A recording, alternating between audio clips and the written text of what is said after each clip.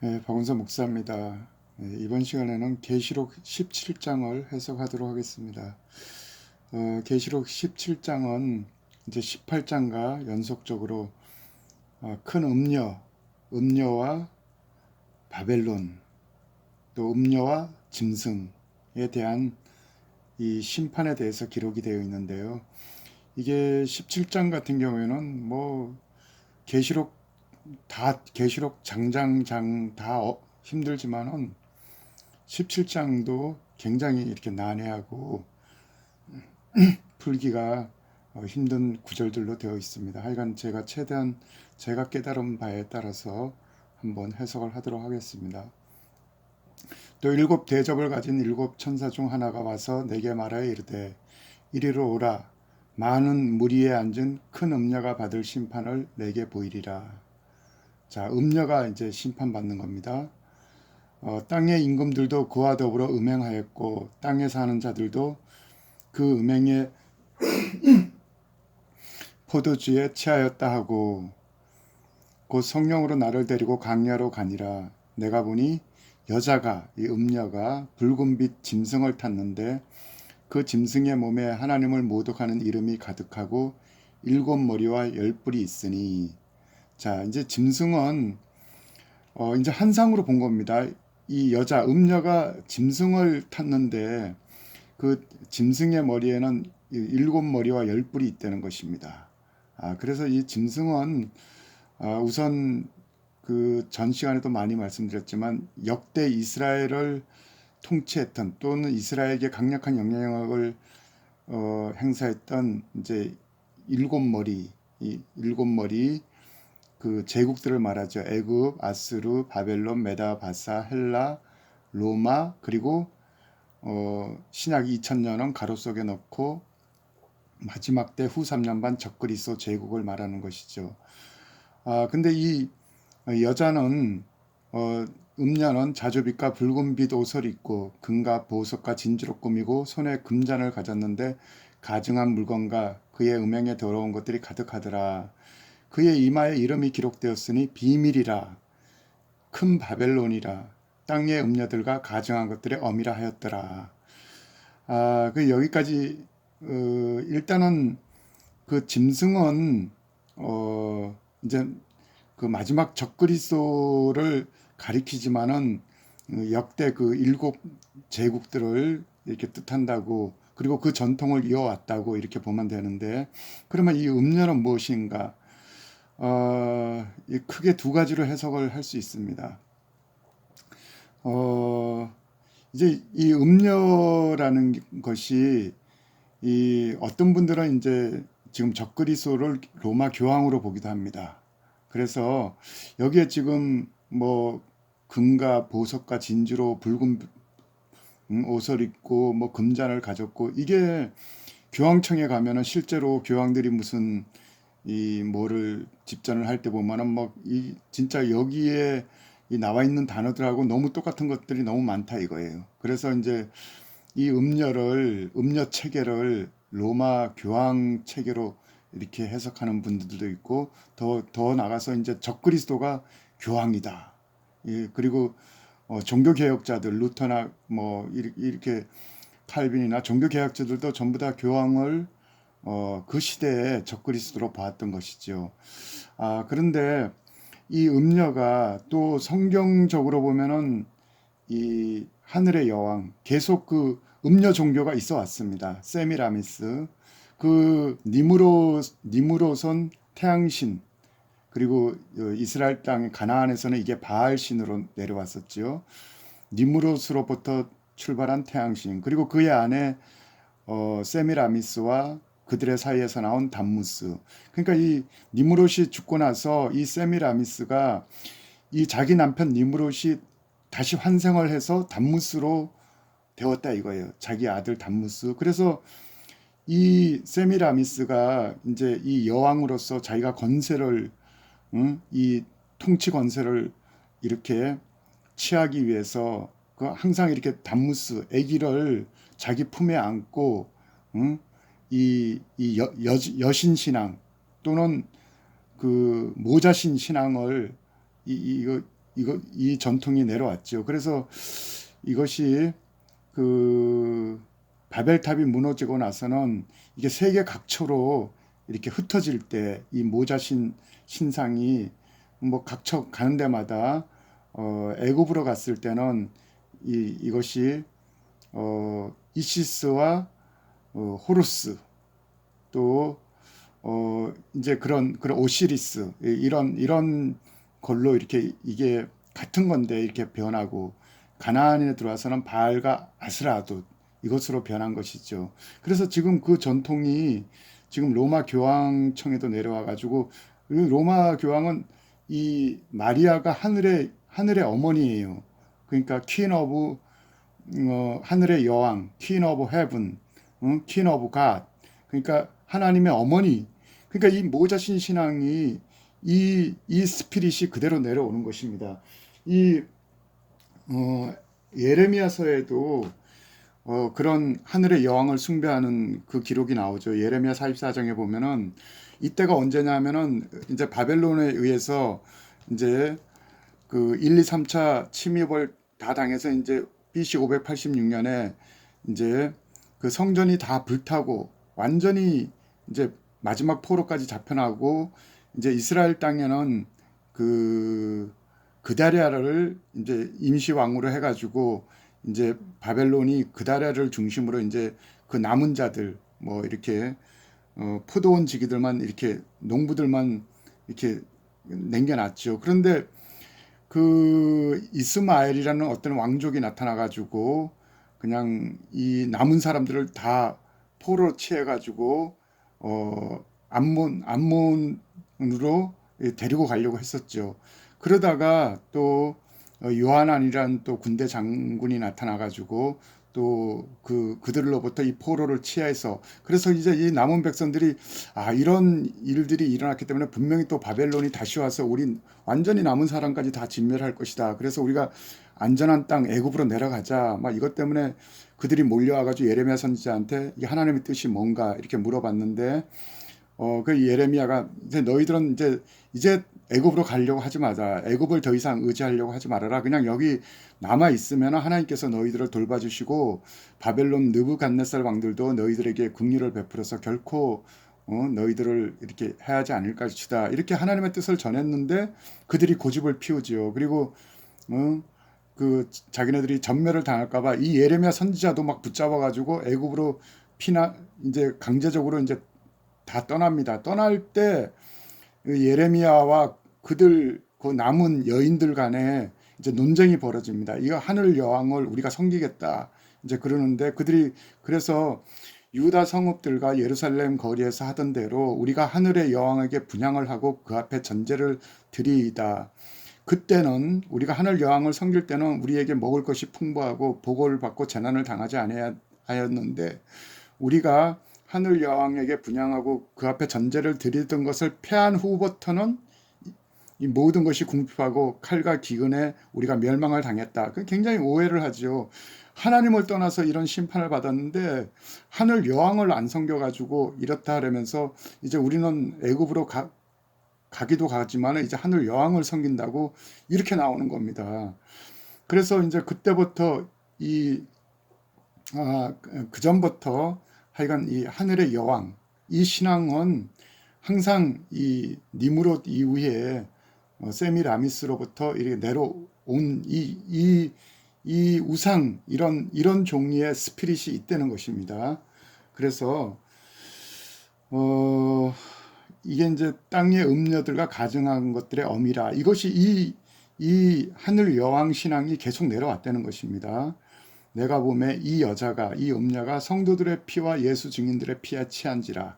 이게 이제 후 3년 반에도 이 땅에 남아 있는 성도들과 이렇게 이스라엘 성도들 그 예수 증인들의 피에 취한 것입니다.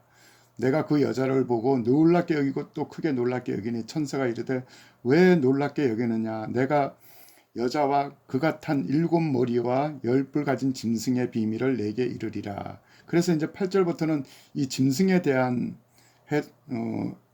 설명이 먼저 나오고 이제 18장에는 이 음녀에 대한 것이 계속 음녀의 심판에 대해서 나오죠. 내가 본 짐승은 그 음녀가 타고 다니는 그 짐승은 자 이제 적그리스도의 이제 계보를 얘기하는 거예요. 그 흐름을 전에 있었다가 전에 있었던 인물인데 지금은 없으나 이제 죽었죠. 그 다음에 장차 무적행으로부터 올라와서 멸망으로 들어갈 자니 이게 마지막 때는 그가 무적행에서부터 그게 올라온다는 것입니다. 그래서 이거는 사람이 아니에요. 왜 사람이 죽었다가 뭐 몇백 년, 몇천 년이 지나고 그가 뭐 무적행에 있다가 어떻게 올라옵니까? 그래서 이게 영이라는 겁니다. 영. 그러니까 이제 그 옛날에 한번 어떤 사람에게 들어가서 나중에 설명하겠지만 이게 안티오쿠스 에피파네스 그러니까 그 BC 171년부터 164년 마카비 혁명까지 헬라의 알렉산더가 죽고 나서 그 헬라가 표범으로 형상화되어 있다가 네 개의 제국으로 나뉘잖아요. 셀리쿠스 왕조와 또 애굽의 그 프톨레미 왕조와 또 마게도니아를 중심으로 한 카센다 왕조와 리시마쿠스 이렇게 네 개의 나라로 나뉘는데 가장 영향력이 있는 동쪽에 있는 셀리쿠스 왕조의 그 안티오쿠스 에피파네스 4세라고 있습니다. 그가 BC 그 2300 다니엘서 8장에 보면 이제 2300 주야가 되면 성전이 깨끗해진다 그랬는데 그가 실제적으로 예루살렘의 행사를 그의 예루살렘을 괴롭혔던 그 BC 171년부터 164년 마카비 혁명이 성공할 때까지 그 기간 동안에 수도 없이 그가 애굽 정복을 갈 때마다 이 이스라엘을 지나가고 또 돌아오는 길에도 예루살렘에 가가지고 이 유대교 엄청나게 핍박을 했습니다. 이 유대인 제사장들을 죽이고 그들의 뭐 성전을 불태우고 이 토라를 불태우고 또 뭐 짐승의 피로 그냥 막 그 성전에 갖고 들어가서 막 그냥 이 여호와의 제사를 얼마나 더럽히고 수많은 이 유대인들을 죽였습니까? 그러니까 그 안티오쿠스 에피파네스 속에 역사했던 영이 적그리스도의 영이라는 거예요. 그러니까 그가 전에 있었던 것은 이제 안티오쿠스 에피파네스 속에 들어가서 그렇게 그 옛날에 그렇게 역사를 했었는데 지금은 죽었죠. 나이가 많으니까 죽어서 그 영혼 빠져나와 가지고 무적행으로 들어가 있다가 이 무적행에서 이제 장차 나온다 이거예요. 언제? 그 계시록 9장에 보면은 그 다섯째 나팔 재앙 때 그 황충들이 무적행에서 올라올 때 무적행의 사자가 아볼리온이잖아요. 그 아폴리온이 올라올 때 이 아폴리온이 이제 그 적그리스도의 영입니다. 그러니까 그 옛날 안티오쿠스 에피파네스 속에서도 역사했고 네로 시대는 네로 속에도 역사했고 또 히틀러 속에도 이 영이 들어가서 역사한 거예요. 그러니까 그 시대에 정말 그 적그리스도적인 인물이 나타날 때마다 그 속에서 역사했던 영이 바로 이 적그리스도의 영입니다. 그래서 이제 장차 후 3년 반이 되면은 그가 이제 이 다섯 번째 나팔재앙 때 올라오지요. 올라와서 멸망으로 결국은 그가 이제 적그리스도가 완전히 죽을 때 다시 멸망으로 들어가지요. 그래서 지금은 없으나 이제 장차 무적행으로부터 올라와 멸망으로 들어갈 자니 땅에 사는 자들로서 창세 이후로 그 이름이 생명책에 기록되지 못하는 자들이 이전에 있다가 지금은 없으나 장차 나올 짐승을 보고 놀랍게 여기리다. 그러니까 이게 사람이 죽었다가 다시 살아난 게 아니라 그 속에 역사했던 영이 다시 나온다는 것입니다. 지혜 있는 뜻이 여기 있으니 그 일곱 머리는 여자가 앉은 일곱 산이요. 그러니까 그 일곱 개의 아까 그 말한 제국이요. 일곱 왕이 그 제국의 왕들이었더라. 다섯은 망하였고 자 애굽, 아수르, 바벨론, 메다베사, 헬라 거기까지는 망했고 하나는 있고 이게 지금 계시록을 쓸 사도 요한 시대는 로마가 있었죠. 하나는 지금 있고 다른 하나는 아직 이르지 아니하였으나 그렇죠. 이제 반드시 잠시 이르면은 잠시 동안 머물리라. 이 후 3년 반 동안에 나와가지고 잠시 동안 그게 역사를 한다는 것입니다. 그게 이제 그 아볼론이 올라올 때 다시 올라와서 누구 속에 들어가겠습니까? 이 후 3년 반 이 적그리스도 속에 들어가죠. 언제 들어갑니까 그게? 제가 봤을 때는 여기 이제 그가 제3성전 보좌에 앉고 계시록 13장에서 용이 하늘로부터 용에게 보좌와 권세와 능력을 받죠. 그 다음에 이제 아블론이 올라올 때는 아블론의 그 영도 이 인간 적그리 속에 들어가는 것이죠. 그래서 아주 잠깐 동안 역사하다가 이제 그 역사를 한다는 것이죠. 그래서 전에 있었다가 지금 없어진 짐승은 여덟째 왕이니, 응? 그러니까 그 여덟째 왕은 몸은 적그리스도의 몸이에요. 그가 총격을 봐야 이제 총격으로 살아나서 역시 몸은 똑같은데 이제 변하죠. 왜냐면은 이 그의 머리에는 AI 그 칩도 박혀가지고 박힌 데다가 거기다가 영까지 이 아블론의 영까지 씌워지는 것입니다. 이거 뭐 굉장한 거죠. 뭐 하여간 이 그래서 이제 전 3년 반에까지는 이게 이 적그리스도가 이제 7번째 마지막 때 나타날 왕이죠. 이제 그러나 그가 이제 죽게 되었던 머리가 다시 살아날 때는 이제 순서로 보면 여덟째인데 같은 몸, 7째와 여덟째는 같은 사람이지만은 영이 바뀌어 버리는 거죠. 그래서 여덟째 왕인이 7 중에 속한 자라 일곱 번째 그 적그리스도 몸에 들어갔다는 것입니다. 그러니까 8번째라고 해도 되고 7번째 몸을 빌렸다는 것도 되는 것입니다. 근데 그가 멸망으로 들어가리라. 계시록 19장에 가면은 이제 그 적그리스도와 거짓 선자가 잡혀가지고 이제 불못에 던져지지요. 그래서 멸망으로 그때 들어간다는 겁니다. 내가 보던 열뿔은 열왕이니. 근데 이제 적그리스도와 짐승과 열뿔이 항상 붙어 있는데, 그러니까 짐승과 거짓 선자와 열뿔은 항상 붙어 있습니다. 이 열뿔은 열왕인데 아직 나라를 얻지 못하였으나 이제 마지막 때 이제 다만 짐승과 더불어 이 적그리스도와 더불어 임금처럼 한동안 권세를 받으리라. 이 다니엘서 2장이나 7장에 가면은 그 10개의 나라들이 마지막 때 이제 권세를 다 몰아서 이제 적그리스도에게 주고 그 열 국가 중에 세 나라는 완전히 그냥 뭐 적그리스도하고 완전히 일체가 돼 버립니다. 그러니까 세 뿔이 완전히 빠진다 그러잖아요. 이 적그리스도와 더불어서 자 그들 열 나라가 한 뜻을 가지고 자기들의 능력과 권세를 이 짐승 적그리스도에게 몰아주더라. 그래서 이 열 뿔은 뭐냐? 이게 이제 다니엘서 2장 같은 경우에는 그 큰 신상이 나왔을 때 머리는 바벨론 정금, 그다음 가슴과 팔은 메대와 바사, 그다음에 배와 넓적다리는 헬라, 그다음에 종아리는 로마 제국이고, 그다음에 종아리 바로 다음이 새와 진흙으로 된 열 발가락, 그러니까 후 3년 반 적그리스도 시대를 말하는 것이죠. 그래서 이 로마는 새로 된 건데 새와 또 열 발가락은 새와 진흙으로 이루어졌는데 그 연속성이 있다는 거예요. 그래서 그 사이에는 가로를 열고 기독교 신약 2000년 시대는 가로 속에 있다가 가로가 빠진 겁니다. 그래서 로마에서 로마로 바로 넘어오는 거예요. 그 다음에 이제 끝에는 로마 더하기 진흙인데 그 로마의 가장 큰 성격을 지녔다면 지금은 유럽 쪽의 연합이 되겠죠. 사실 그리고 미국도 그 앵글로색슨 이거 영국에서 넘어온 거잖아요. 어쨌든 간에 그 뿌리가. 그러니까 이 짐승과 열뿔은 좁은 의미에서 볼 때는 미국과 유럽 연합 될 것입니다. 거기가 이제 혼연일체가 한 몸이 될 거예요. 그 다음에 더 넓은 의미로는 이 후 3년 반 동안에 뭐 이 단일 정부가 세계 10개 권역으로 나눠서 통치를 한다고 하지 않습니까? 그 10개 권역의 수장들이 될 것입니다.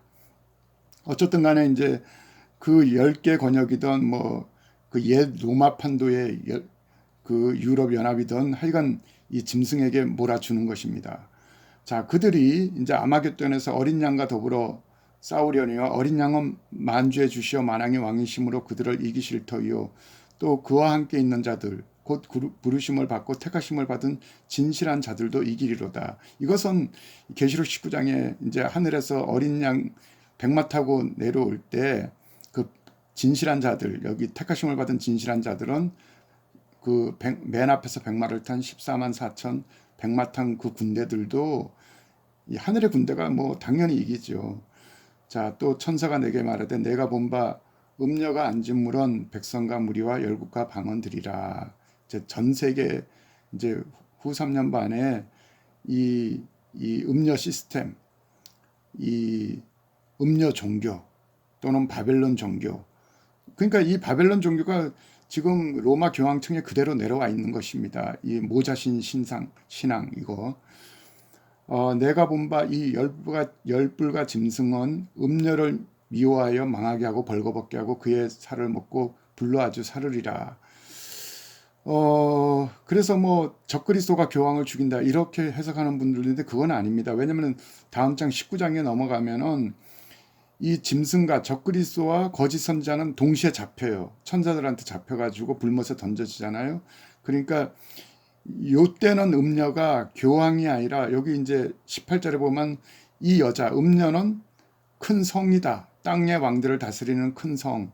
그러니까 그 예루살렘, 큰 성 바벨론. 이제 후 3년 반에는 예루살렘 중심으로 적그리스도가 온 세계를 통치하기 때문에 거기가 이제 큰 성 바벨론이 되는 것입니다. 바벨론 시스템이 되는 것인데 그래서 이제 이 짐승과 열뿔이 적그리스도가 이제 자기 분에 못 이겨서 이 7년 환란 끝에는 이 음녀 시스템, 이 예루살렘을 망하게 하고 벌거벗게 하고 살을 먹고 불로 아주 사릅니다. 그때 제3성전, 여기서 지어졌던 삼성전이 여기서는 부서집니다. 이 제3성전은 하나님께 영광을 드리지 못하는 성전이에요.